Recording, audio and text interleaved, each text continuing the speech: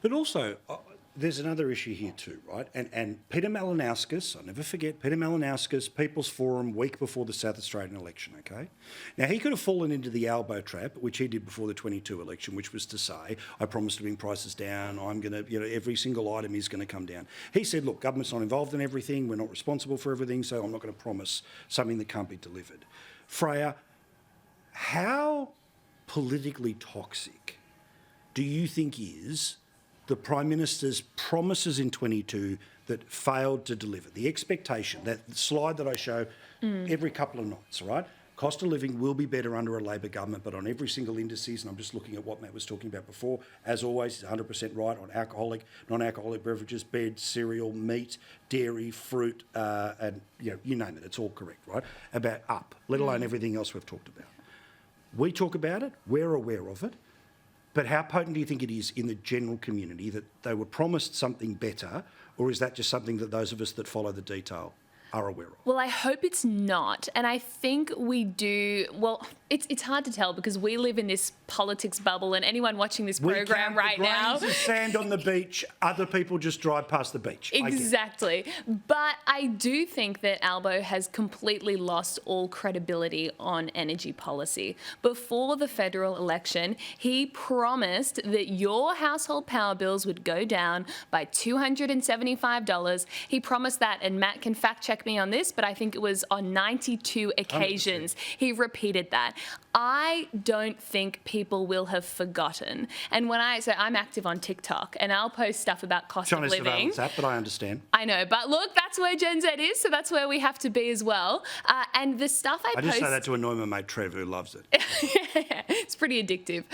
The content I post about cost of living resonates so strongly. It always does well in the algorithm. People engage with it, they comment. And so I think people are waking up. The question is whether they remember the promises that were made before the last election. But that's why people like you are so important, Paul, to hold them accountable. Come back every night. All right, and I'll take you to the Southport Sharks for a buffet dinner when we're up on the goal. I'm just going to list all my favourite joints. I'm serious. Every time I go, a couple of times a year, there's about 6 places over and over and over again. All right. Now, just a last one on all of this, Matt, right, which is, let's also talk about what else is out in the market, right? The Greens, literally, in the Victorian Parliament are saying, price controls. We're going to literally walk around Kamala Harris style and say what something can be sold for. When you're coming up against that sort of populism from the left, is there a chance that what Freya's talking about here, about people who are absolutely peed off about how high everything is, they don't care what the reason is, they'll just go to where they think a solution is?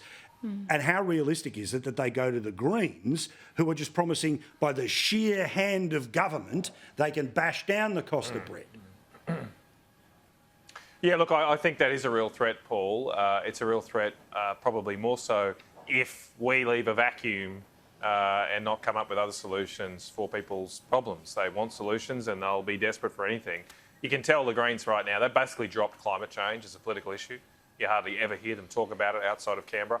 On the ground, I know, in the streets around Brisbane and where they're trying to win seats, they've only really got one policy, and that's rent control. Now, rent control is a policy that's failed everywhere it has been tried in the world, but it won't stop, as you say, desperate people, understandably, trying to cling on to something like that.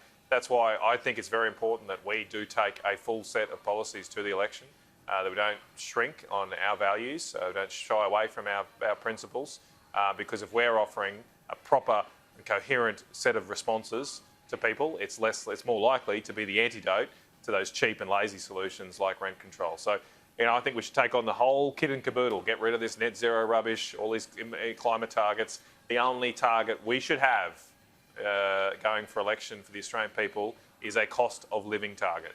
It should be our number one and only focus in everything we're doing, controlling our borders, promoting housing ownership, getting our energy system fixed, are all focused on that cost of living target, not meeting an international climate change target, which no one in the world is taking seriously anyway. Well, which might completely implode on what may be happening in November in the United States.